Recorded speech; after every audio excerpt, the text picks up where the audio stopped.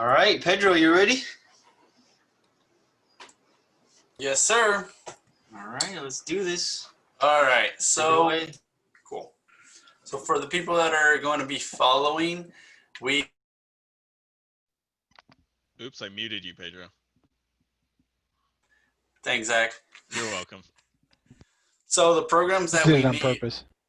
the programs we need to work with for Takeoff is this special from home 2016 version of AutoCAD, and then the Takeoff 2016. So those are the required applications that we need in order to follow. And then of course, Revit 2019, that's what I'll be using. And if you could please go to the M Drive drafting Zoomsite, the same location where Jessica had her files, and then just click on Takeoff Training. And if you can just copy the entire folder over to your local drive, wherever you're going to be working from.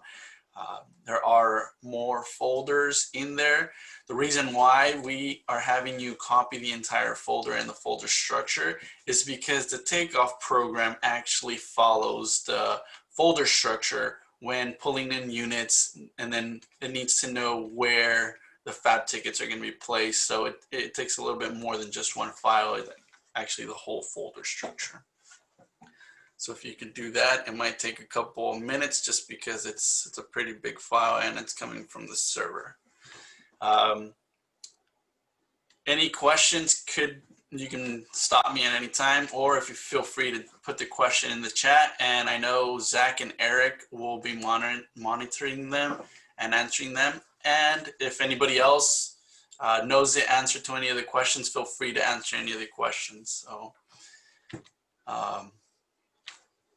So the first thing we're going to do is open up the Takeoff 2016.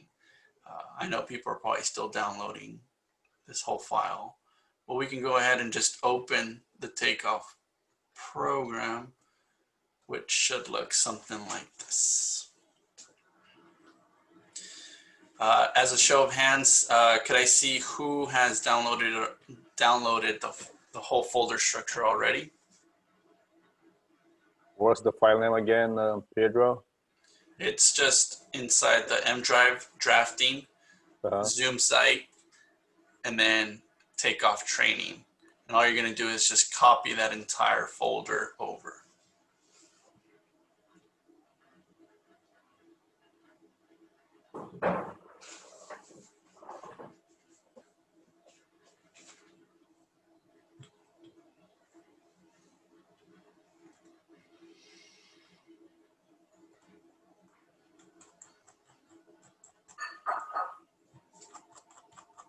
Okay. Looks like only a few people have it. I don't see that actually. I don't know. When I was looking. So the M Drive is the operations. Operations, right? You have to make sure you're in Fremont, probably. Okay, operations drafting. Operations drafting. Then you should see Fremont people's names on there. Yeah, I see all of them. And then Takeoff. Zoomsite. Zoomsite. There you go. Takeoff Training, and just copy that entire folder over draft. Oh, okay. Would from home need to be installed by IT? Yeah, the M Drive may be called Z Drive if you're out of Fremont. Pedro, we're copying it to our desktop, right? Yeah, to your local drive. Does IT automatically install the from home AutoCAD setup, or do you have to do something special to get that? They should be. They installed it on everyone that when we went into shelter in place. I don't know about new computers. I would assume that they would know to install it on new computers. Looks like they didn't. So that's, well, you can use the other one too. It'll just be, you'll just have to be on VPN, and your S drive will have to be loaded or clickable. okay, if you don't have the from home icon, just make sure you're on VPN and run the regular one. So. That's right. You'll probably have to be on VPN either way. It'll just be slower if you're on the other one. Do we need the Takeoff program also? Yes, this one. Everyone should have a link to the Takeoff program on their desktop. Yeah, I don't have it right now. Yeah, Or the I Takeoff would suggest program. somebody from Lavan can will copy the whole folder on their drafting folder on M drive. So in that way, it will be visible to all Lavan. I'm copying it to my hard drive right now. Okay. So if you don't have an M drive, let's say it's www data HQ operations drafting Zoomsite. You just have to go to the main. Yeah. So because I have been assigned M drive to Lavan's drafting folder. Yeah, so just go, Yeah. go to the main, User go to the folder. main drive, www data and then the operations Data HQ. And W- Gabe put the address in the chat. So Okay, perfect. Is there an address to copy you. the Thank you. Takeoff program? Because I don't have it on my desktop either. if you can't find the desktop link, You can search at the menu. Thank you. Besides Thank you, the Windows menu, you can search and yeah, just type in Takeoff 2016. okay, look I at just that. found my. Maybe that would help.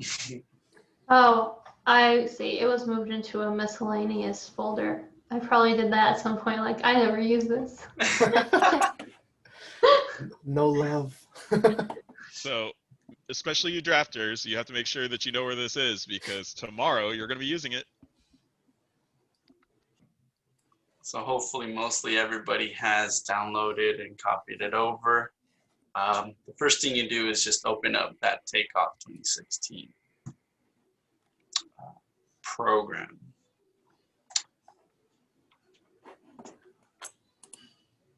Are we okay to move on, or should I wait another couple minutes for everybody to get their stuff? My Wait Takeoff a program minute. to open up. Couple minutes. Still downloading. I'm at 70%. Okay, perfect.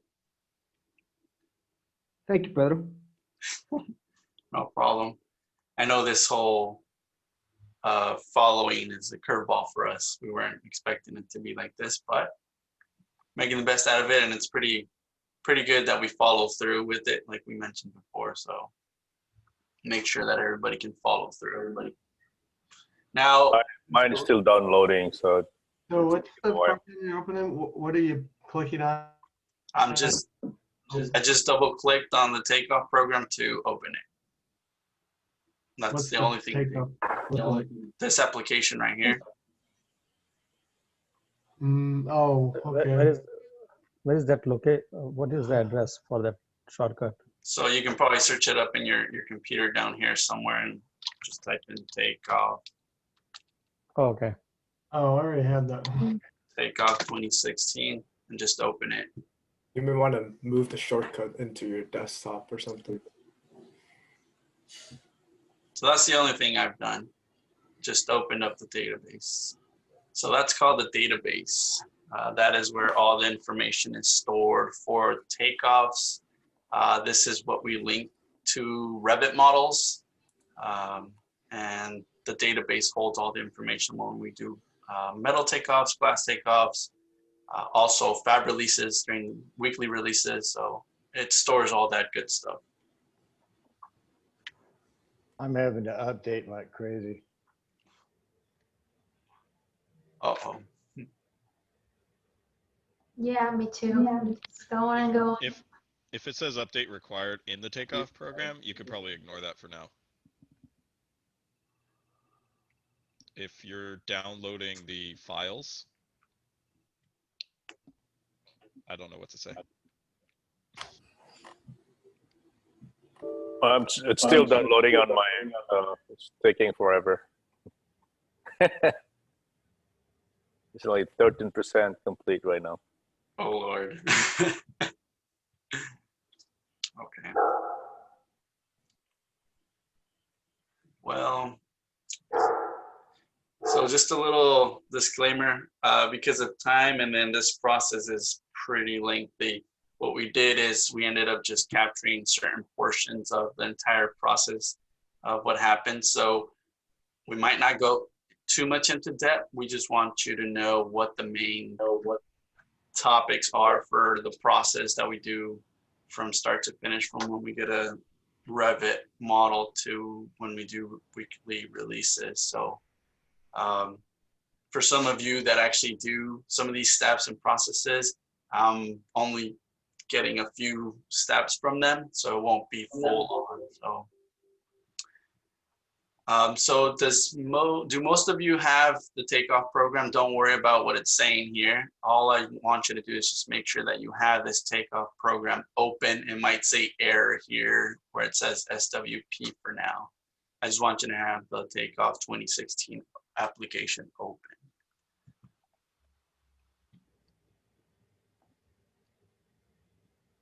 Cool. All right, so we're gonna begin. The first thing we need to do is create a new project, because we're getting, let's say, a new Revit model. The first thing we do is, hey, we need to create a new project. So what we're gonna do is, after opening it, on the top right, you see this create a new project phrase. So all you gotta do is click that. And you'll get a prompt that says save file on the top left. So now what we're gonna do is we're gonna find the location where you copied that drafting folder. So now you're gonna look for that drafting folder, and you're gonna locate the Takeoff folder inside the drafting. And we're gonna actually save it inside the Takeoff.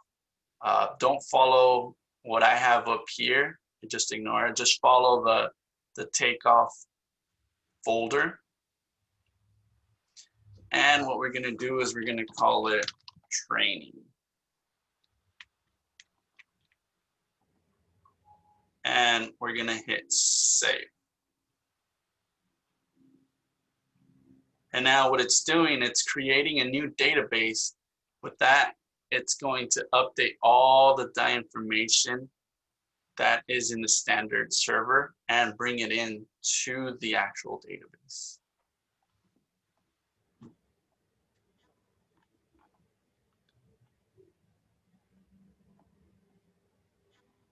Does it save in the Takeoff folder? Yes, it needs to be saved under drafting Takeoff.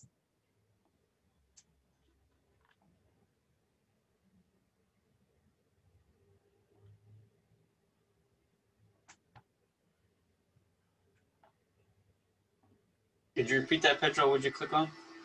Yeah, so I clicked on create a new project, and then the pop-up that comes up is save file. So it's asking for you.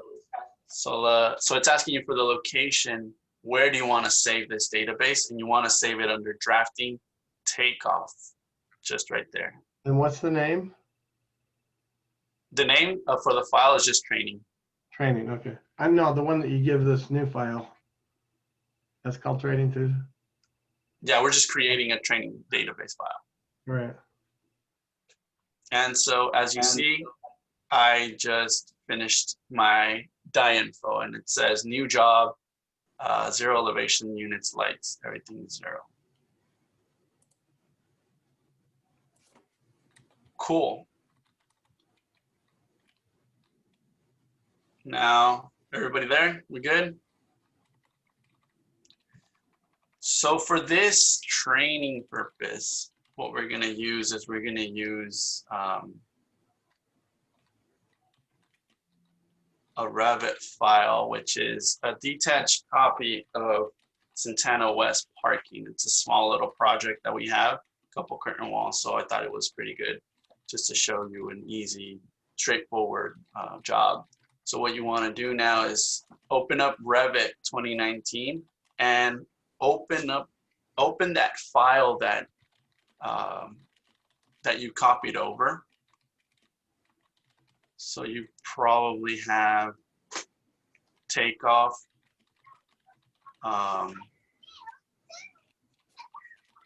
under Takeoff. Let's see.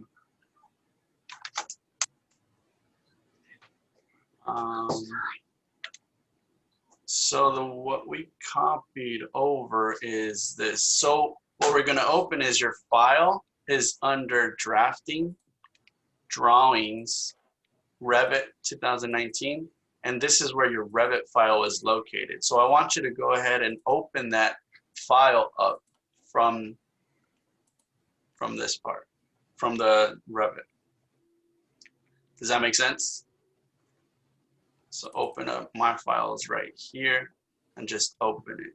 So I'll bring it back again. So we're gonna search this Takeoff training and then look wherever you save this drafting file. Go into drawings, Revit 2019, and we're gonna open this detached model in our Revit 2019. Does that make sense?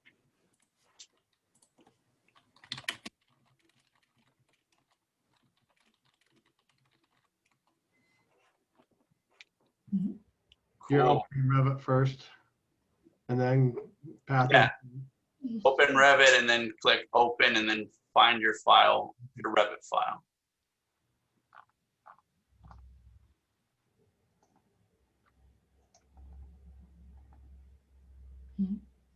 So now what I usually do is I like to go into just 3D model and just see what we're dealing with.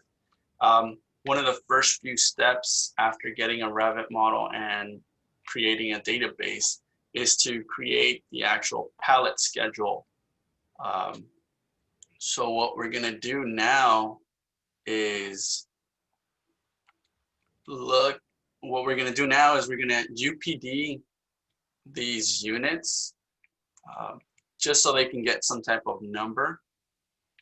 As you can see here, it has this unit 12. So we already did some type of UPD on it, but our Takeoff program, if we go to our Takeoff program and we go to elevation, there's no information on units or anything. So at this point, what we want to do is we want to make sure we sync both at the same time. So if we just go and hover over the Takeoff tab, which is at the top, and if we just click on UPD, when we UPD, everything will be synced with the database. Now, the pop-up, there will be one pop-up that shows up and you can't UPD the model because it's saying that the current Revit file, the job number is 10716 and the database has a different number. So what we have to do is we have to make sure that our database matches the same job number with the actual Revit model. This pop-up came across because we've had a couple instances where we actually UPD'd a database that was a totally different job with a Revit model that was totally different. So we just made it a back check, hey, as in, hey, different numbers on job numbers, it won't UPD, it won't let you UPD. So what we're gonna do now is we're gonna go back to the database and we're gonna open project information. And so this pop-up comes up. Project information right here. And the job number is 10-716. And we can give it a new job name. Santana West Parking Garage. Just an acronym. So you do not need a job name in order to UPD, but you do need a job number so that makes sure that the Revit is the same job number. We good? So from here, once you do anything here, all you do is just close the database and we go back to Revit. Now from here, we click on the UPD. And now, as you can see, the database is being updated. There are a few warning signs, but this is just says wall found without the elevation parameters. We have 9 of those. And then cells unit number. Unit has 4 lights, but has a cell. So we have to go in there and fix that. It doesn't affect us directly, but we do want to take these warning signs out. So So now that we hit OK, we just UPD'd the model. And so what we can see is if we just pan around and just start clicking on some units, you can see that there's unit numbers called out here. What we want to see is that these 2 or 3 units here are the same unit number, because that is telling us that everything is the same across these 3 units. Now, as you can see, this is a unit 11, and the one on the left side is a unit 12. So that means that there's something different between those 2. Now, just by looking at it, it looks like they should be the same. So that means that something is off and different. Could be the width, could be the hook lugs are off, maybe the glass lights are different. So just something to note right off the bat, that you can tell that they're different unit numbers just by seeing that.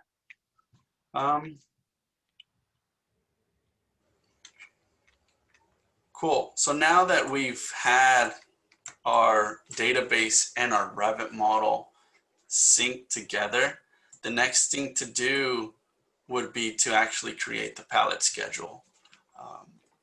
So now if we go to unit sequence, if we click unit sequence on the Takeoff tab under Windows, this is what should pop up, unit sequence.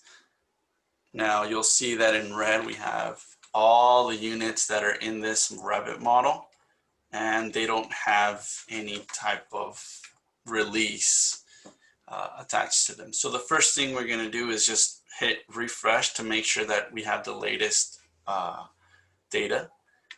And then the first thing we do is to start a release is we click on this button that says create a new release after the select items or the end of the sequence. So here you go. This is the first release, and it gives you a week 1, day 1 type of release. From here, what we do is we click on the release. So now it's highlighted blue, and then we click on a new palette. So now the release is separated by days and then by palettes. So then here you go. You get your first palette. And now what you want to do is you click on the palette and you click on the plus sign right here, and it sequence units after this palette. So what we want to do is we click on the plus sign, and now it's saying it's ready for you to select the units that you want to palletize. So if you just move your model around, and as you can see, you can start highlighting units. So usually we start from left to right, and as you start seeing it, they get highlighted the way in the sequence you select the units. So usually we have 6 units in a palette. For this case, I'm going to do 5 just because it looks like there's 5 on each side of the wall. So once I'm done with the first palette, what I want to do is I want to click on the last unit and then add another palette to that. So I'm telling the program, hey, after this unit, I want a new palette. So then now you selected a second palette. Then select on the palette and then repeat the process that we just did, which clicking the plus sign, and then I know it gives you a don't, but you have to be really careful, like it doesn't like certain areas and stuff like that. So you just click and continue and move forward.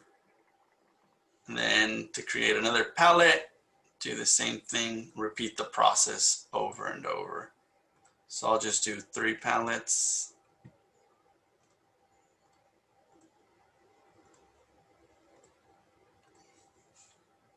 Cool. So I just did that.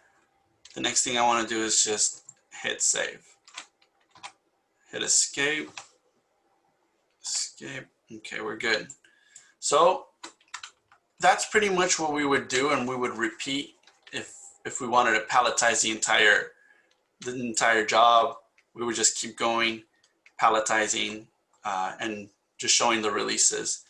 I know there's a easier way to do it, to separate all the releases by 100 or 150 units per week and stuff like that. But just to give you an overview of how you would do it, I think this was probably the best way of showing you, just going individually and adding them to the actual palette. So now that you saved it, now we can go back to the database. And as you can see, current release, there's a filter, there's a drop-down menu here under current release. As you can see, there is no week 1 release at all. So let's click on last UPD for now. And what it does is it just refreshes the database. And so what we see now after it refreshes, hey, we get to see units in week 1 now. The program automatically refreshes and creates a filter for that specific unit, for that specific release. So that's pretty cool. We don't have to go in here and create filters for every week that we release it. Now everything comes in automatically from just doing the palette schedule in Revit. Any questions? Cool. So after doing the palette schedule, we want to see, we can go ahead and close the unit sequence. This is pretty much done with what we're doing. We don't need that anymore. So one thing I do want to show you is, usually I close all the views and the schedules on here. I want to go to this 201 page. So I just double click it. And what I want to do here is in this Takeoff tab, we have this view called unit keys.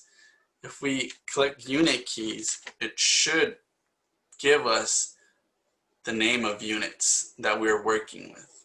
So as you can see here, this is elevation 1, unit 3 is on the left, and then as you can see, unit 2 repeats twice. So that means that this unit is identical on all 3 instances. Then the right side is a unit 1, so it's different. And then so on and so forth. As you can see, as we go up the building, we see unit 5 across to the right, but then also up, meaning, hey, all of these 9 units are 9 units that we only need to build once in CAD, and we'll have the shop build it 9 times with just that one unit being built in CAD. Same thing with the unit on the right and on the left. They repeat as we go to the top. And then at the top of the parapet, we have different units, but we see that the middle repeats. So that's a pretty good sign. The least amount of unique units that we get, the better. So just wanted to show you guys how these key sheets work and how we show the unit numbers on here. So after creating the palette schedule, the next thing to do is open up AutoCAD. So AutoCAD. So let's get AutoCAD going. In the meantime, while it's loading, what we want to do is we can draw some units straight from Revit without opening CAD. So what we want to do is, while that opens up, let's create tag drawings, which is in the same tab at www Takeoff, create tag drawings, and let's click that. The first pop-up, it's asking you select output folder. So it's asking you, where do you want to save these units? So where do I want to save them under? I want to save them under Takeoff units. So it looks for that folder structure that we were working with earlier. I'm going to show you. So if we were working, drafting, Takeoff, test, this is where you should have your database. Now, as you can see, the database will look under Takeoff units right away because that's where it would want to place it automatically. Like I mentioned earlier before, there's a folder structure that goes with our database and it likes to locate certain things in certain areas. Why? Well, in some cases, we will automate certain things, and so we would need to place them all the time in a certain location. So that makes it easier for automating certain things. So what we want to do is we want to make sure that we select that units folder. So it's under Takeoff units. And yeah, that's the place where we want to place our units. So then we select that. The second pop-up that comes up is now it's asking you select the files to create. So for now, I just want you to create the first unit just to explain a few things. So all we're going to do is creating taglines, and hopefully your CAD has opened by now. I don't know if everybody has seen the same thing I have, but ever since we started using this method of drawing tags, for 95% of the time, I usually get this has tags on different planes. So I usually run the B script flattened so that I can get all my taglines in the same plane. Don't know if that's something we can fix or do something about it, but yeah. I see it a lot too. Yeah, so we can discard it for now. Yeah, just ignore it for now. So now, hopefully we are in CAD. CAD is open. So what we're gonna do is we're gonna go ahead and open that unit. So locate that unit that you just printed. So it's gonna be under your Takeoff units, and it's gonna have a unit title file as well as that unit 1 that we have. So go ahead and open that.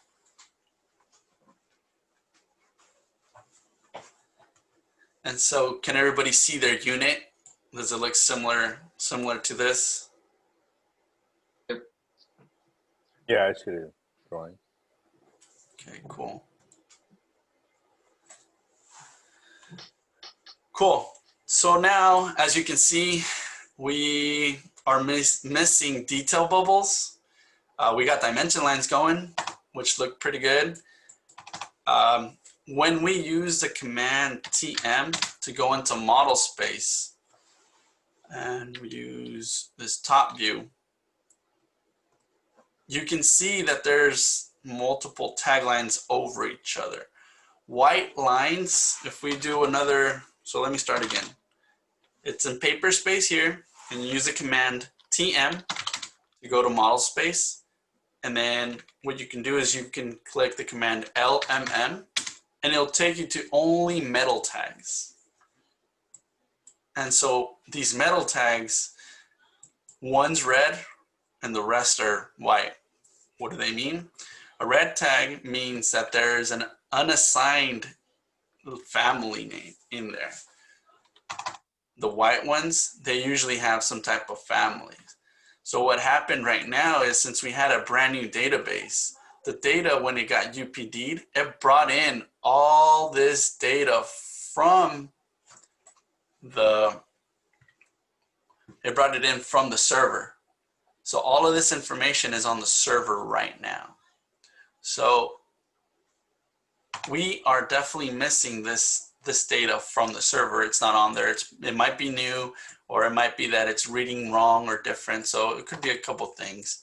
So when we hit TM again and come back out to the model space, this is not complete. Usually we like to see everything with white taglines and also detail bubbles. That's when we know things are going pretty good. So what we're gonna do now is actually we're gonna go in here and we're gonna fix some of these details to actually say detail numbers and stuff. Because we have so little time, what we want to do is we want to go back into our database and we want to hit open an existing project. what we're going to do is we're going to go back to this test file that we copied over, and we want to open that.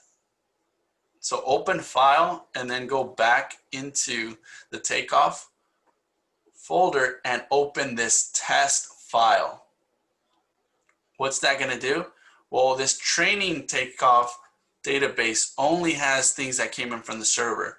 The test one, I actually went ahead and it has all the detail numbers and it has those extra setting blocks. So now that we opened that file, we're going to go back in here. Oh, not everybody probably has this. Project details. So if you use a command project details to open this is what we call the UD window.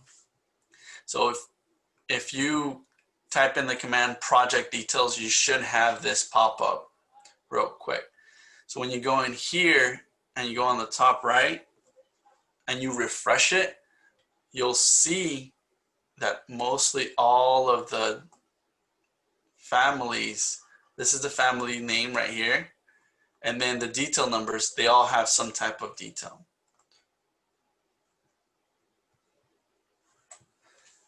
So now what we want to do is right click, copy, and go back to the database and then open the one we just ran UPD on. So the new one is training. So we're going to go ahead and open that back up. Now when we go back to the database, the actual CAD, sorry, and we hit refresh, see how the data changes because it changed database. So this data changes with the database itself. So what I'm going to do is I'm just going to go in here, highlight and delete everything. And it looks like it's going to take a while. Should have thought about this before. Any questions so far? I know there's a lot going on in the chat. Sorry, in CAD, how can I get that data? If you type in on the command window, project details. Project detail, thank you.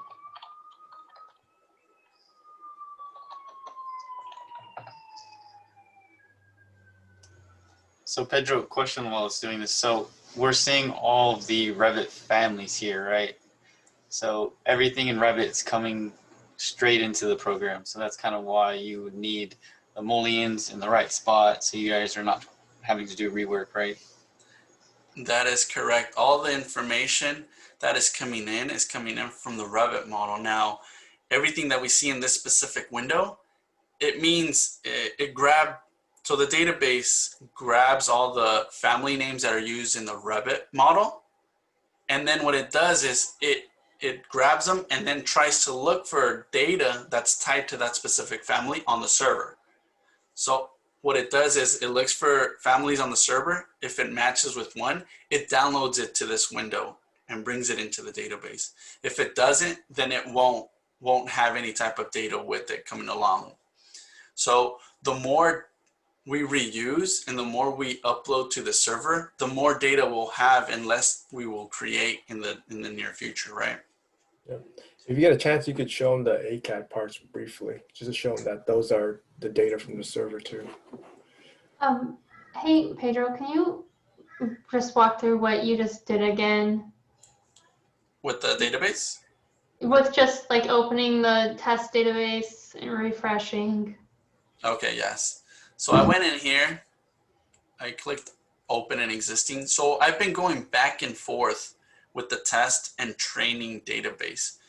The reason for that is I've pre-assigned details to certain families.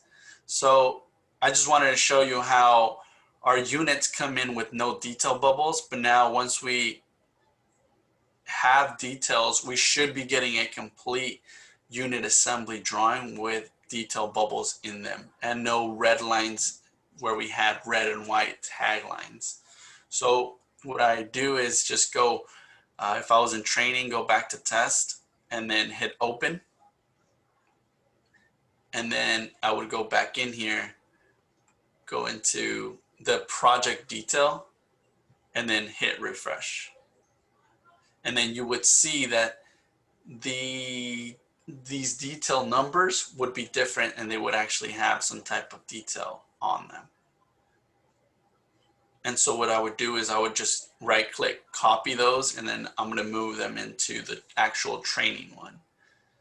So what it's actually doing on the left side, as you can see, it might be look like it's stuck, but on the right side, it's actually deleting certain things that the rules that are reading. That's the step I can't figure out. I just imagine it says in my project details that I have the data set up. I don't know how you go back to your training thing and copy it. So we would open database. So you have one open right now, correct? Yeah. And do you have your project details I don't open? have the training database open anymore because I opened up the other one. The other one, okay. So now did you open up your project details and you hit refresh? Yeah. Okay. So now what you're going to do is you're going to go and click this top left corner and just right click it and say copy. It's going to highlight all of the families in there and just right click copy. But, so I actually, okay, I click select copy. And now did they all highlight in blue? Yeah, but mine's like not even loading. Like yours looks like it's doing something. Yeah, so what I did is I'm deleting these right now from the actual training. So you are on the database for test. What you want to do is you want to copy that, which is what you just did. So now what you want to do is go back in here and open an existing project and go back to the training. Wanted to, they could stay on test though, right? Instead of copying it back and forth. They could. We would probably just have to UPD the model, which probably would have been the best. Yeah. Yeah, because that delete's taking forever. Yeah. So this step is just to save Pedro time. Well, apparently not in this case, but because he's already assigned the detail numbers, so he's just going to copy all that data into it. So then I hit refresh again, and then I do paste. Pretty much, but we're actually going to just scratch it and do what Zach and Eric are suggesting to do, which I should have done first. Didn't really think about it. We're just going to UPD the model again. With the test thing. Mm-hmm. Right. This is still going to take a while, Pedro. You might want to just force quit AutoCAD. Pedro. Yes. Pedro. Yes. Yeah. So you were saying that there are some profile information that is not matching with the server database. So is there any way we can generate the list of that and give to the draftsman? That way we can look into that. So the problem with that is that we don't always use the same detail for the families in every project. So let's say on an Inviso Jam, we might use one on 551, but for the next one, we'll use a one on 651 because the first 5 series is using up a different system or something like that. So we can't pre-assign detail numbers to it. Does that make sense? I think I don't know. I don't understand, or I could not communicate my question. So when you are saying that it is not matching, the actual profile doesn't match the information with the server. So what kind of information it is not matching? So what it wants to do, it wants to match just the family name. That's what it matches. So that is my point actually. So if so can you make a list of those family names that is not matching with the actual project? Yeah, and that's what we do when we do project setup. Whatever families do not match, we have to create data for them. Okay. Okay. So at the time of takeoff, suppose by mistake, if somebody give a wrong number name or create their own or something like that, how we can, if you can catch it. So if we, as a drafter, if you like before releasing for the takeoff, because you are doing this before like a takeoff, actual takeoff happen, right? Right. if you can provide that list, then we can correct, clean our model on the basis of that. Yeah, and we have caught some cases where the family name is wrong, and we'll go back to the drafter and say, hey, this family name looks pretty wrong. Or an easy example is we're using a starter sill Yeah, sometimes. at the stack joint. Yeah. Yeah, and stuff like that. Okay. So what we want to do is actually go back to our database. Okay, now that we got that, sorry about that. We want to go back to our database, open an existing, and let's go back to the test and click open. So this one's the one where if we refresh our project details, we actually see detail numbers on them. You see on the left side.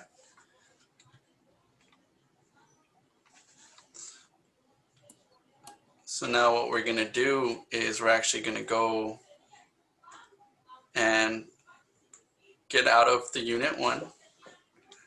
And we're going to go back to Revit real quick and create tag drawings again. Under the Takeoff tab, database, tag drawings, we're going to go ahead and select the units and then select unit 1. Now it's going to give us, hey, it already exists. What do you want to do? We haven't done anything with it, so we can overwrite the existing one.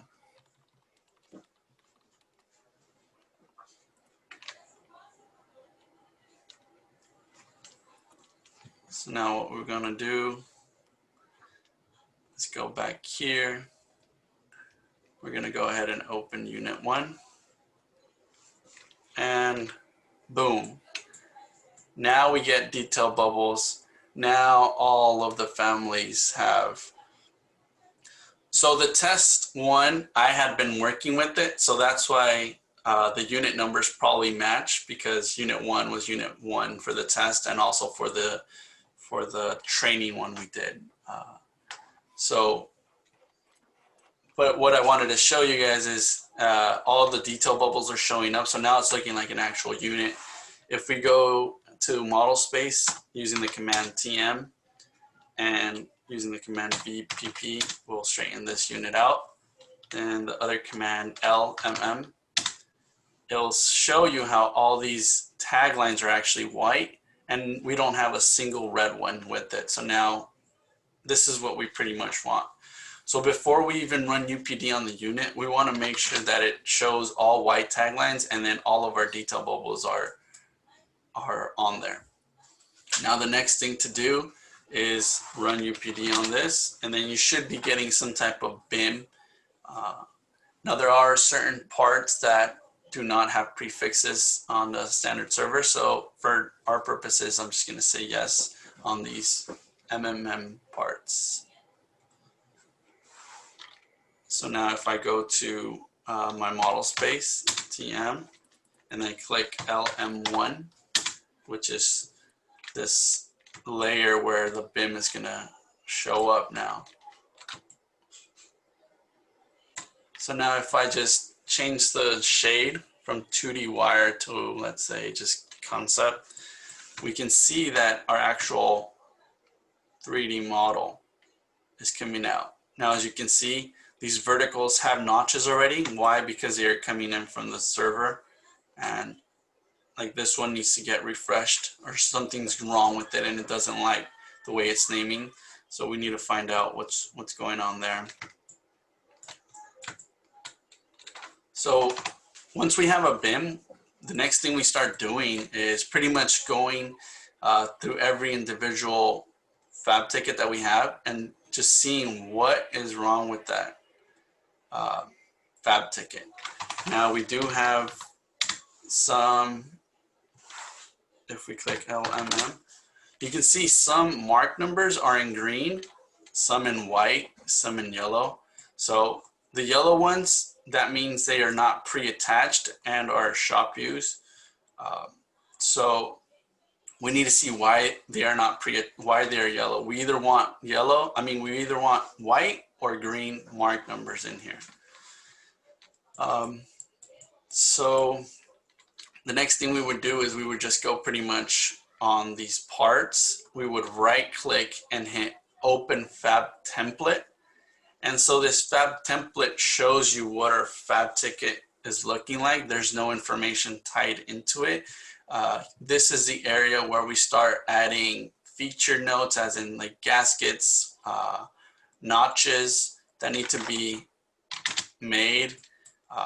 So when it comes straight from the server, you'll start seeing this type of already pre-made Fab ticket. As you can see, this Fab ticket here has a 1 = 2. That means it combined Fab ticket 1 and 2 to make this one all together.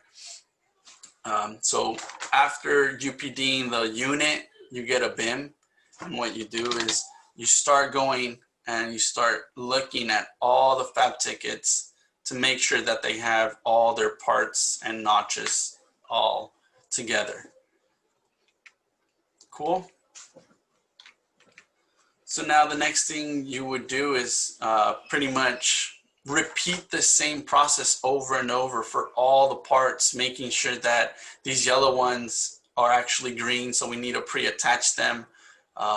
Make sure that all of these parts, open template, have the certain notches that need to have. As you can see here, for the right side, we have a jam, so it has a notch for a jam. The left side is a vert. So just going over and making sure that they all have the correct information. Now there's two ways of viewing this Fab template. It's either open Fab template where you can edit the ticket, the Fab ticket, or you can preview the Fab ticket. When you hit preview, what it actually does is it actually populates all the information into the charts, and it gives you a mark number, the cut size of the actual part, which is this right here, the overall cut size, gives you the quantity, what unit it's in, other dimensions that we need in order to create this, job name, the use of the part number, Fab, and all that good stuff. So there's two ways of viewing this Fab ticket. If you want to see it, the full final version, you would right click on the part and then go on preview Fab ticket. If you just want to look at the Fab template and edit it, you would hit open Fab template. So pretty much that's what we do. We'll go over all the units,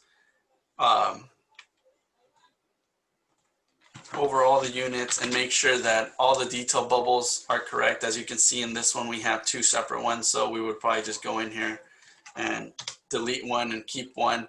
We would probably move the mark numbers. Just make the unit look clean and readable for everybody to be able to read it. The shop, the PMs, anybody that wants to look at the drawings, they would look into it and make it neat.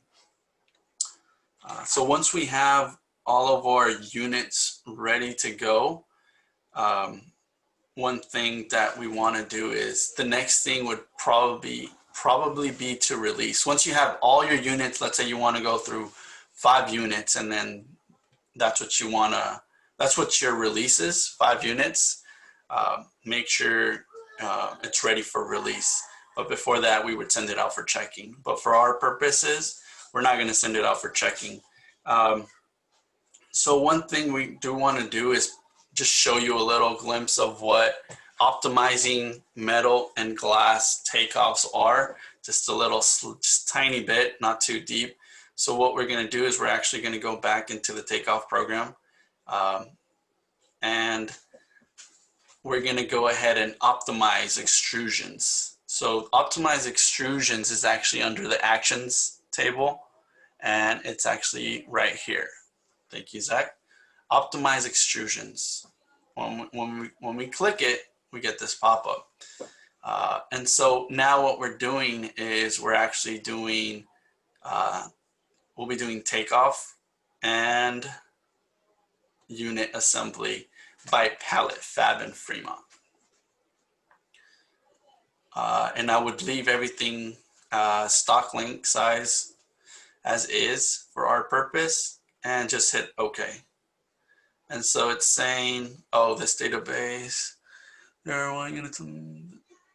Okay, that's right, because we changed it. We changed the database, so now we have to go back real quick to the actual Revit and do the unit sequence again, because we did do a different database. So I'll go ahead and just make a quick palette. Into UPD Revit. Oh, that's right. But you could probably just have your old one? Just optimize original. Just go back and optimize original.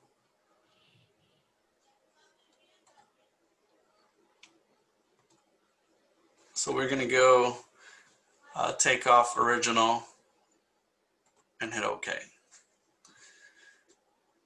And so we get all of our parts, our finishes, and then standard sizes. So the standard size is 288 for most parts, as you can see for 56, W75 5601. It is 192. So from here, we're gonna hit OK. Subtract from final stock length size 3 inches. This is for machining and when it's being cut. So we add 3 inches, so just hit OK. And we'll be getting an optimization for that unit. And we can close that. And so to get a metal overview, what we want to do is we want to export metal takeoff from Excel. So that is right, export metal form to Excel, which is this one right here. So now this Excel file, what we want to do is we want to save it under Takeoff, Material Release to PM under Metal Takeoff. And as you can see, I have one from yesterday. So I'll go ahead and save that on there. Metal Takeoff. And just save it in there. And so now when I open up, you get a little prompt. The Takeoff program is going to send an email through Outlook. You may see a security message from Outlook pop up. Please click allow to send them email. I don't think that email gets sent anymore. We've updated our process. So now when we go into our folder structure and we go into materials release to PM, metal takeoff, we should see that same Excel file in here. And then we open it. We get to see all the metal parts, their quantities, the overage, the finish, and so pretty much all the numbers into how much we're gonna be spending on that specific metal takeoff. There's a legend here that shows you the colors, the pricing, the vendor, and all that good stuff. So all of this would then get sent to the PM and then sales as well, purchasing, sorry, so that we can make sure we get everything we need for this specific unit. Now, there's a similar thing that we do for glass is when we go back to the database, we actually click on export glass form, right here. So it's both of those are actually under reports, and they're pretty close to each other: glass, gasket, metal, miscellaneous. So now this one's glass, so we would save this under Takeoff Materials Released under Glass Takeoff, and then save it. And so we'll get a similar Excel file when we go back to Materials and we go under Glass Takeoff and we open this up. We'll get a similar Excel sheet that goes to the PM and the vendor and the purchasing. So now it tells you here, hey, we're using one light of this width with this mark number, and then so on and so forth. It'll tell you all the types of glass that you're being used, and it tells you the location of the glass, what elevation it's being used, one unit. So that's all that good stuff that gets ordered and stuff. So now that's pretty much what the Takeoff is. It's really just an overview of what we would do under material takeoffs. So the next thing that would happen is what we would do is we would print units for either checking or release, which is pretty similar. So what we would do is we go into the filter, and since we only did one unit, I would just click on last UPD. It knows I UPD'd one unit with 2 lights. And what we would do is we would draw fab drawings. Now, this is going to draw the fab templates in CAD and not in PDF. So we still have another step on top of that. But for now, what we're going to do is we're going to find a location where we want it to print. So if we go to Takeoff Fabs, that could be your location where you print these out. So under Takeoff Fabs, just print there and hit OK, and then it's gonna run. So now when we go back into our folder structure, we go under Fabs. It should be printing out. Oh, there's an error. Unknown handle there.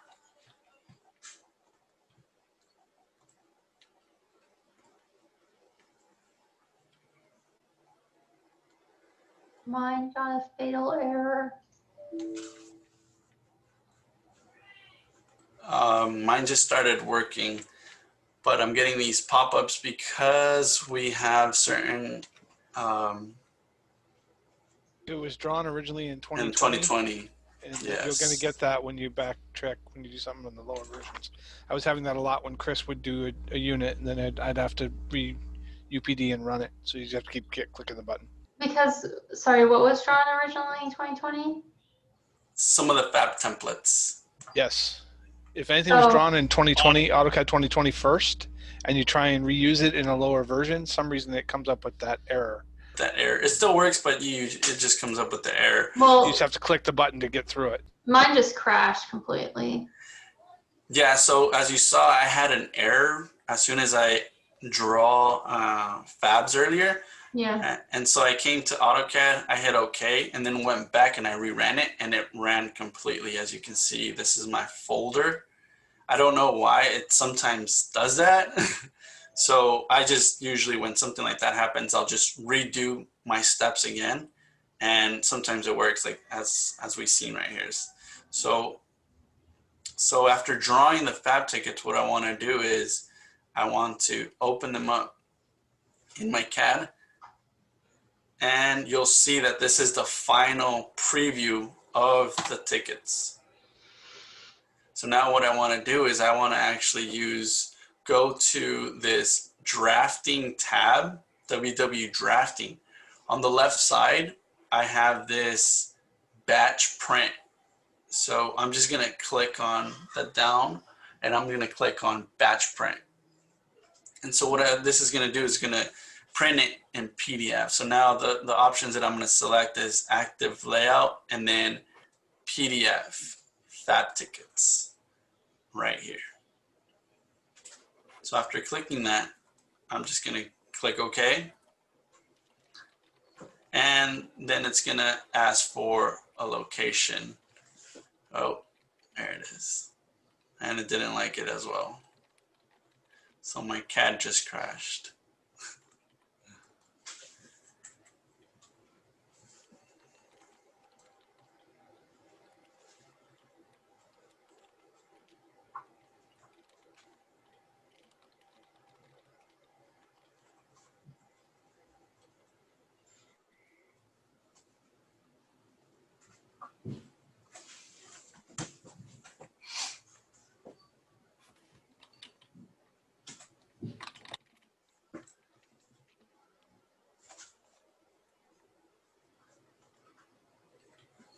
Alright, let's see if we can get this running again. So now, I opened up the fab tickets. I hit batch, PDF, hit OK. And now the next pop-up is asking select the location of your plot files, for your plot file, sorry. So what we're gonna do is we're gonna go into Takeoff, and what we would do is we would print these out for checking under Fab tickets, and then this would be a unit on week 1. So then this would be the location where I want to print. I hit OK, and then I select all the CAD files that I want to print. So in this case, I want to print everything except the X title or this setting block. And then if I hit open, it should be printing out my Fab tickets into PDFs. So now one thing I do want to mention is when we're printing, when we're batch printing, the computer doesn't like to do anything else other than just do the batch print. So right now, while this is running, we can't be doing a second thing at the same time because there is a pop-up, as you can see right now, that it pops up. It says help cancel. If you accidentally are, let's say, typing and you hit a space or an enter, the cancel will automatically get hit. So it's like clicking cancel and just your whole thing just stops because it canceled out. So it doesn't like you to be doing other stuff than just batch printing at this point. So now the batch printing has completed. What I'm gonna do now is show you the location. So now if we go back to Takeoff, checking Fab tickets week 1, you'll see that all of those PDFs are out here ready for checking. There is one PDF that is missing, and that's the unit itself. So that one, since my CAD crashed, I need to go back and open it. So if I go back to Takeoff, units, unit 1, now what I'm able to do is go back in here and now I can print. So what I'm going to do real quick is just move these over just so we can read them.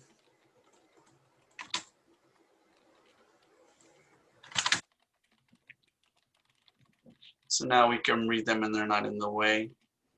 There is the glass one.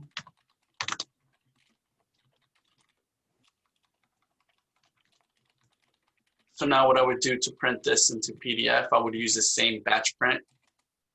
But now instead of a Fab ticket, this is not a Fab ticket. This is just a normal PDF 11 by 17 page setup. So now I just click OK.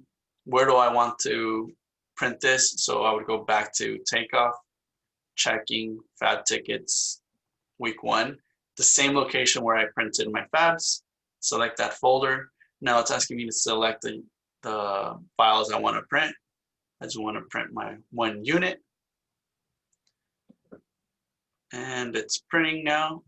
And now if I bring over the file folder, you'll see that unit 1 is out here.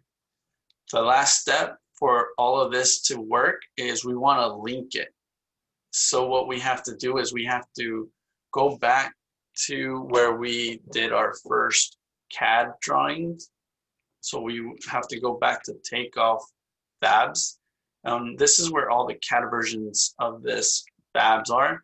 There's this sheets that gets printed in here with it. So what we want to do is we want to make sure we cut and paste, copy and paste, either one works, but make sure we have a copy of that sheets in that same location as the Fab tickets and the unit. What this does is it links all the mark numbers together in that unit assembly drawing. If I was to open that unit assembly drawing up right now, none of these mark numbers are linked. And this just makes life a lot harder when they're not linked, because you would have to go back and forth trying to find which Fab ticket it is. Especially if you have more than 1 unit, if you have 10, 15 in one folder, this can be pretty hard. So what happens now, we did the sheets. The next thing to do is go back to your database, and on the bottom right under release to shop, there's this links PDF link. So once you click it, what it's going to ask you is select fab folder. So it's pretty much asking you, where are the fabs that you're trying to link? So checking fabs, week 1. Okay, that's where my fabs are. Now it's asking you select shop drawing file that you want to select. So for this one, to select the shop drawings, I would have to go all the way back to the actual parking garage under drafting. So I would go back to the job folder, the J drive, and then find the job that I'm working on and find the actual PDF that I'm working on. So under drafting, drawings, PDF usually has the latest and greatest. So I would just select that shop drawing to link with those specific units. So then I just hit open and the database should just run automatically and link. So now there's a unable to copy links. Why? Because I have this open. So what do I need to do now is go back and close my unit, rerun the link because it wasn't able to do it because I had it open. So now because it's closed, everything was able to link 100%, hit enter. So now if we go back into the folder, if I open up the units, as you can see here, this is a link. These are all links now. All the mark numbers are linked.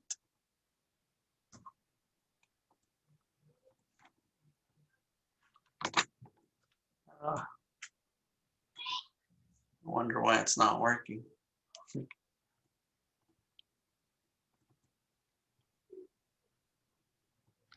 I think you printed the fabs wrong because I got layout 1 on there. Did I? Say layout 1. Okay, so let's go back real quick. So then this is where I went wrong. It should be here, right? Or it should be active layout. Active layout. Fab tickets. Fab tickets, right? So then under Takeoff, checking fab tickets. I thought you did that on the fab tickets. Maybe you didn't do the right one on the unit. I think you picked that when you did the fab tickets. Let's see. So they all have layout 1. The unit is supposed to have layout 1. Layout 1, right? I don't think the fab tickets are. Yeah. So printing that out. And then once I link it, everything should be linked. So that's pretty much the overview that we wanted to give you. I know it's a lot, and there was couple mistakes that I made as well. But pretty much the overview was how to create a database, how to UPD your Revit model into your database, how to create a palette schedule, how to name your UD window in your database, how to create your units and your taglines, how to run UPD on your unit, and then how to check your fab tickets, and then optimizing metal glass takeoff, and then how to print. So for tomorrow's activity, I know you'll have a lot of questions, so make sure you ask your takeoff lead in your group. They'll be happy to help you guys and guide you through all these steps that we just went through today. Anything that I missed, Zach? Looks good, buddy. Live demos, man. Live demos. Live demos always kill you. I have a quick question. Okay. Hey, see, when I was looking at the beam, all notches are coming automatically. So you guys have like a standard database setup for like each combination? Correct. Oh, okay. Correct. Everything comes in by itself. We have the server along with server data. So when we say data, we refer to it as just this this data entry information, like this family name, which is a horizontal, captured horizontal 2102. All of this here is data for us. This is all the information it needs. So along with data that we upload to the server, we upload Fab tickets as well with it. And So they all have, my question is, suppose the horizontal or a seal, right? You are showing the notch on both sides. It depends upon the verticals on either side. right. How it will, my curiosity is how it is getting the north side a notch. So it depends upon the verticals, right? So what happens is each family name has a specific name. So in this case, this 1106X is a sill, but it's a wind load sill. And the way we know it's a wind load sill is by the way we name the use. We give it a detail here that says wind load. The W in the back of this name says wind load. So what happens when the vertical touches this specific name? It gives it a wind load notch of 1.9375, which is 1 and 15/16. So that's what the number and the letter stand for on this use. Yeah, that is fine. But what about, like, I'm asking inverse question. So you are notching the seal, right, on the vertical side. Mm-hmm. So how that notch size is coming? Are you doing manually, or it is picking up from what kind of vertical is going there? So the vertical reads this use right here when it touches. So if I go into my taglines, this vertical tagline is intersecting with this sill tagline. So when this tagline of jam 275 intersects this sill C194 and it reads this, there's a specific name and Fab template that we use. So if we go, this is the jam that's working. But there is the notch on the jam, but I'm talking about the notch on how we are coming up on the, if there is a notch on the horizontals. I mean, show them the rules table. It's the same thing. Like the way it triggers the notch for the verticals is the same way how it will trigger a notch for the sill. Oh, okay. Yeah. It reads which. So it is all predefined, right? Yeah, it will just read a rule.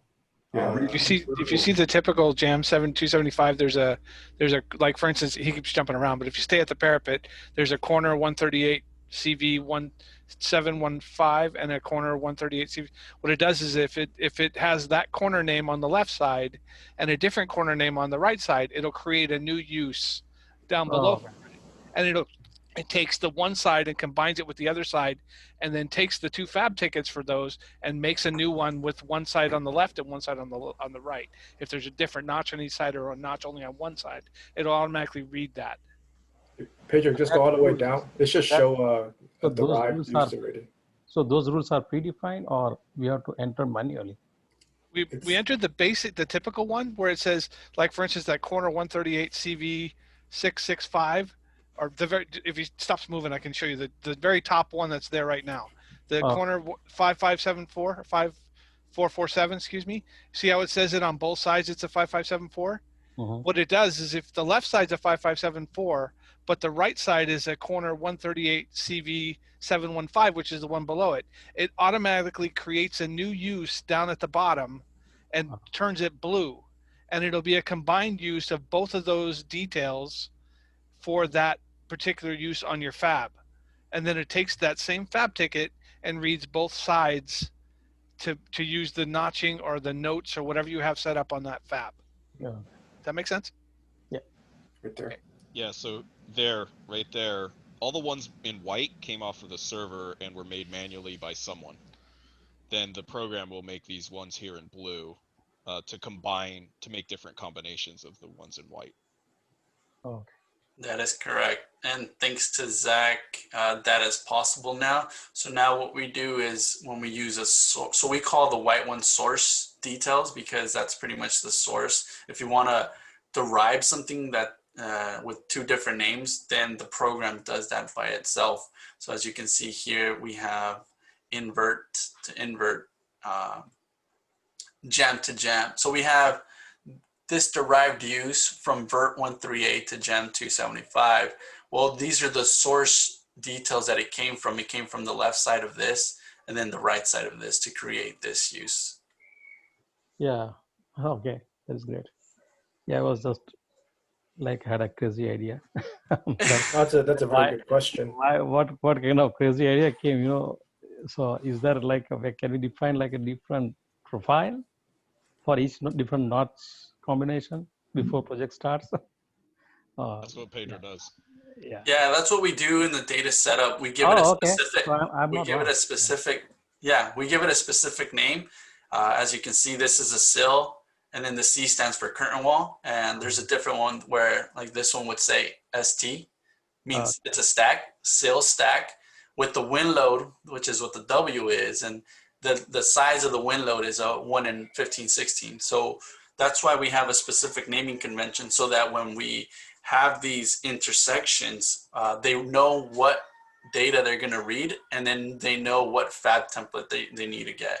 Yeah. It's just the naming of it kind of sets a certain expectation for everyone who's looking at the data. They know what they're looking at.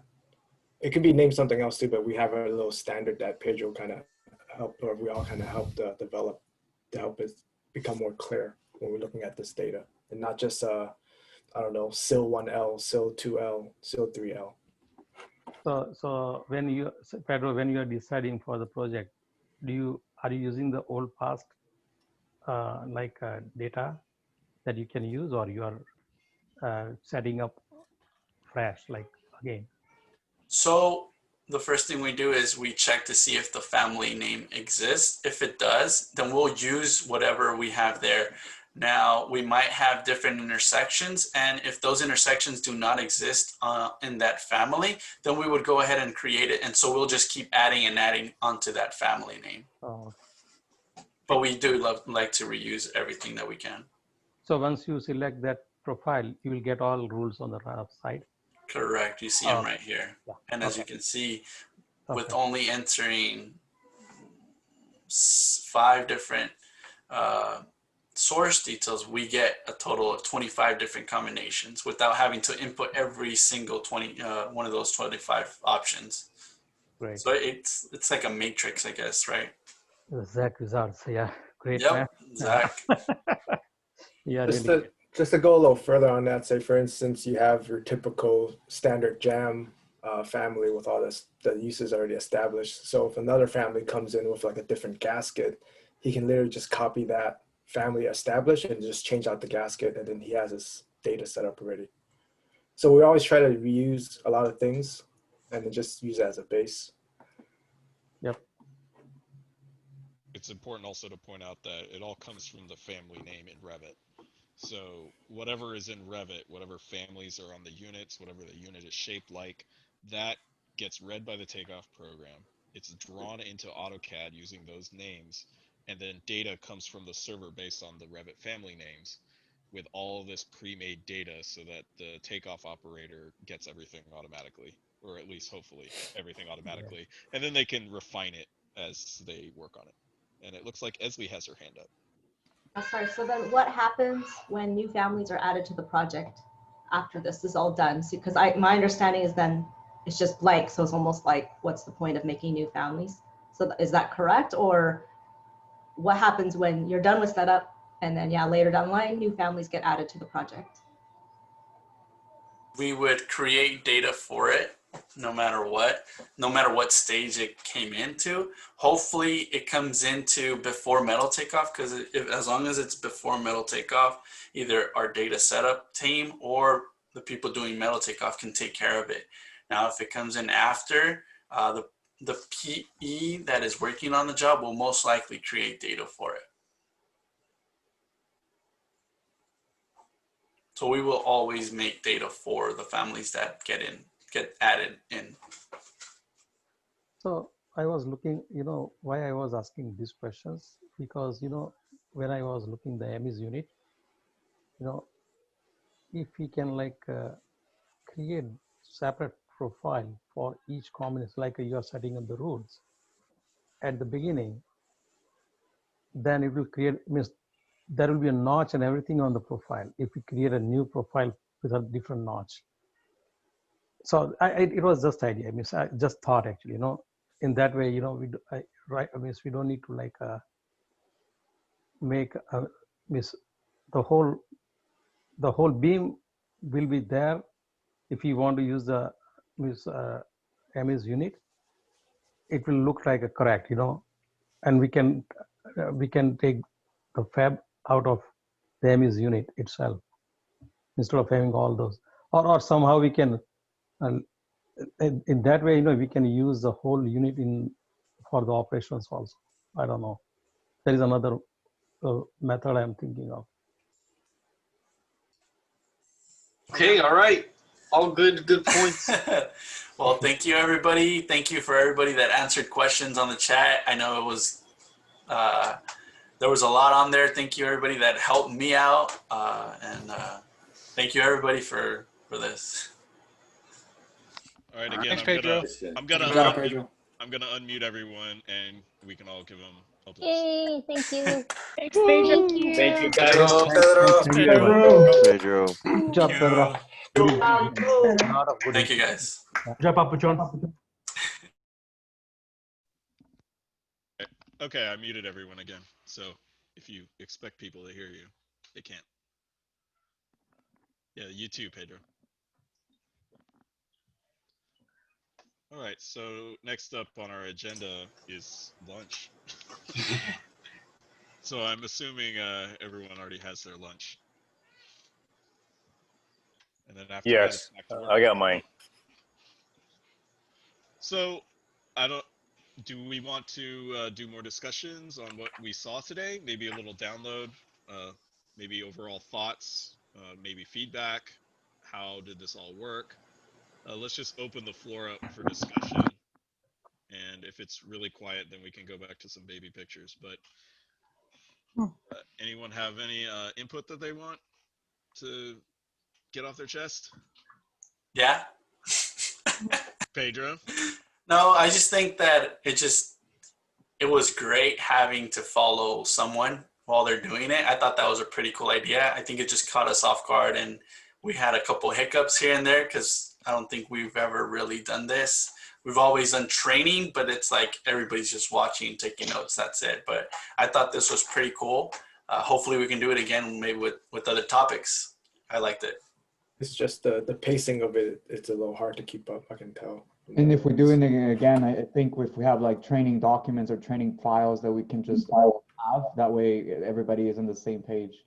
Yeah, maybe some information ahead of time where to go to get this stuff and put it on your computer so everybody, because I had a really hard time and my computer was going really slow and should have made it in portions. So for tomorrow, I'm going to send a link for everyone to download stuff for the activity tomorrow. So Okay, that would be good. Be a little more prepared for tomorrow. Yeah, because it took a while on downloading that Pedro's file a while ago. Yeah, definitely. Zach, you sound like you live underground. Do I? He's a potato. He lives underground. Exactly. Now I don't know if you're. Now it sounds good. I don't know about anybody else, but that was so easy for me to follow. Christine's gonna do fast now. You guys had so many questions. Wow, I'm impressed. That was good. Christine, time to go to the Takeoff group. Yeah, that's not going to happen. Or drafting. Did anyone see any room for improvement in the processes that you saw today? And don't all say yes at the same time. Anything in particular that stands out to anyone? Well, as I was watching a change, I would go look at my screen and change it, and by the time I looked back, there was 2 steps I'd missed. Yeah. Yeah, the pace was very fast. Yeah. Yeah, that's what I'm saying. Maybe we just push split it up. the training, and Well, I was try to go back and see if we can replicate something like that. This is recorded. It will be up, so hopefully that will help. Tomorrow we're gonna have the files ready for you, so you can pre-download them, put them on your desktop, so you don't fall behind right away. But my question was mostly about the actual process, not the training, not any sort of meta question like that, but any things that you saw in either the shop drawing process or the takeoff process that looks like it could use improvement or could use a standard or something like that. From both, if the processes were kind of refined a little bit, some of those tasks might be able to be automated. We've made a lot of tools to do some of the tasks themselves, but even getting to some of those specific areas seems like there's a lot of steps involved with a lot of the processes. You have to realize that these were also very abbreviated processes, so it's actually more than what you saw. What you saw was kind of just like the quick way on something simple, hopefully. But yeah, good point, Bill. Anyone else? I really enjoyed seeing the error messages and the mistakes made, because that's what we go through every time.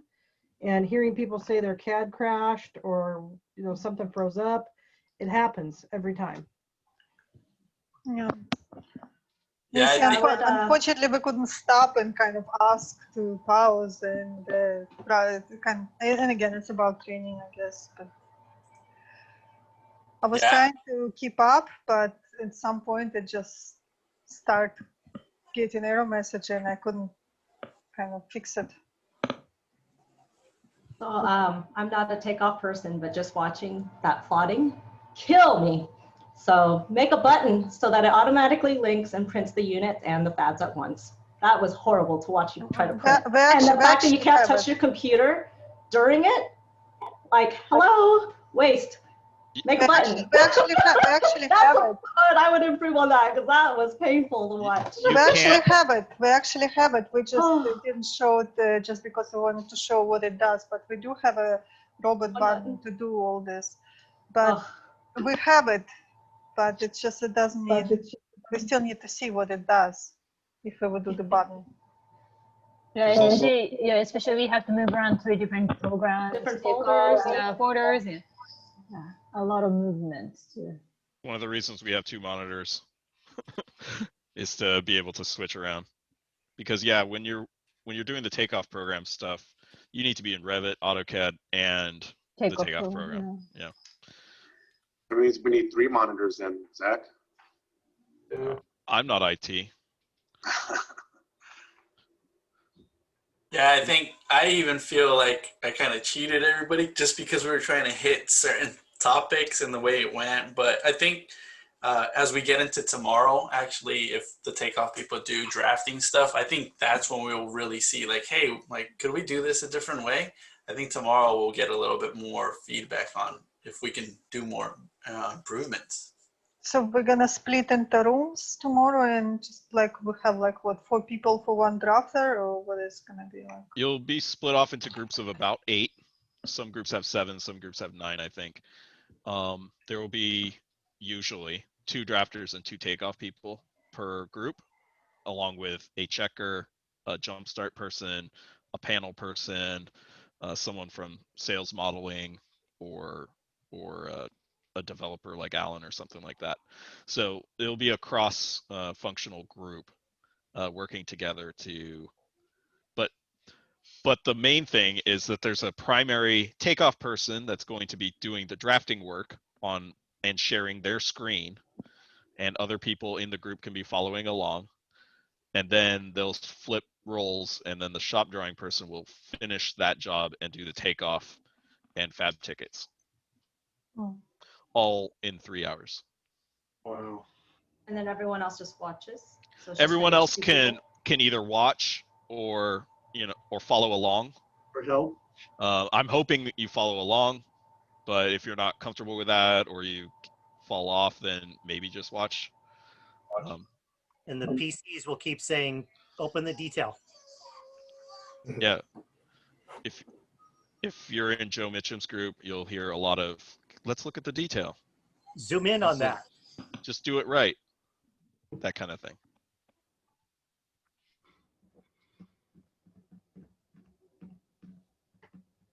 Any other feedback? Processes or otherwise? No. Could your Quasar automatically delete the wireframe? Because Jessica had to go and remember to delete it before she exported it. Could it maybe automatically delete it for you, maybe? Some people Or like is to there a problem? Some if it people like to overlaps? carry that wireframe over to the next elevation, and they'll just copy it over or move it over and change its size. So it doesn't do that for you because I figure you might want And to keep second, it. and I second wouldn't, thing, I wouldn't mind an option. and LZ, second thing, if by mistake, if we have selected a wrong Boolean, then sometimes we want to regenerate that elevation. So Yeah, you once might want to go back. Yeah. But the other thing is, at least when I use Quasar, I usually put a 2-foot modifier on the face of system, so it doesn't output it right on top of the other one. It puts it 2 feet in front of it.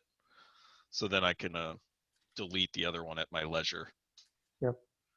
And move the outputted elevation back into its spot wherever it needs to be. And if it's a constant number like that, then just move it back 2 feet.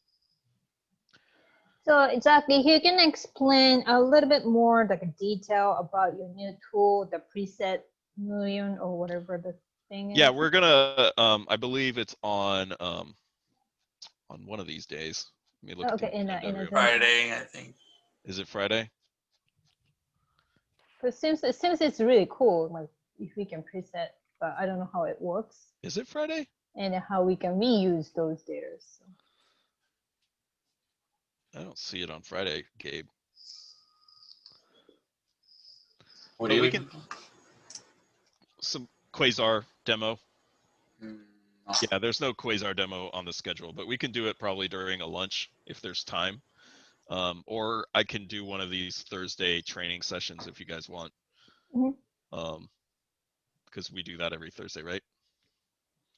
So I'll volunteer to do a Quasar demo for one of those. So wherever you need it, James, on the shop drawing training schedule, let me know.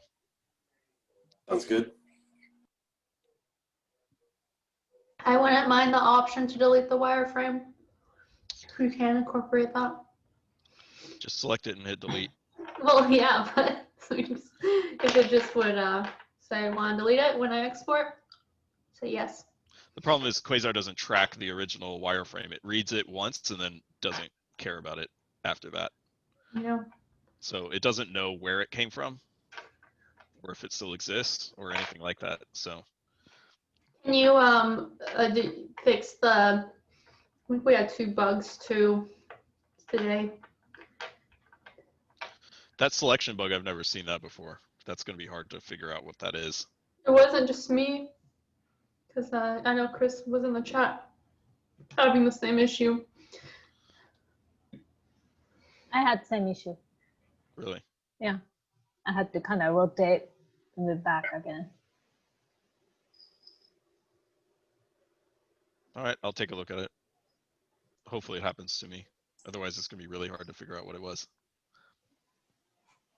All right, I think that's it, guys. I mean, that's it for today. Everybody, make sure you guys get your lunch. I know we went over, so we want to apologize about that. We went over. So make sure you guys eat your lunch, and then we will come back tomorrow and do the breakout rooms. Okay. See ya tomorrow, Make sure, guys. just as a reminder, everyone, you should probably run update 2016. That's the shortcut on your desktop. You have to close AutoCAD and Revit before you run it, and that will make sure you have the updated Takeoff program on your computer, as well as the icebreaker tomorrow is an escape room. So you need to have that if you're going to participate in the escape room. Okay. And then I'll send out an email later today with the location of the files for the flip-flop rolls activity that we're doing tomorrow. So you can start downloading that ahead of time. Can you also mention which software is required so then we can open it to be ready? Yeah, it'll be the same ones you saw today. It'll be Revit, the Takeoff program, and AutoCAD. Okay. Yeah, we'll send out an email with all that later on today. Thanks. Continue the kids picture tomorrow then, Zach? We can do breakfast? it. We won't have time for it tomorrow because the escape room will probably already go over Maybe time. during breakfast, you know. We can do it during breakfast, or we can do it right now. But no, I think it's we're good. I think we have meeting. Okay, Yeah. so we'll do it during breakfast. Yeah. We'll do more kid pictures. All right, thanks guys. Thank you. Thank you. Have a wonderful day, guys. Yeah. Thank you. Bye, everyone. Bye. See you tomorrow. Yeah. Right. Thank you, everybody. See you later.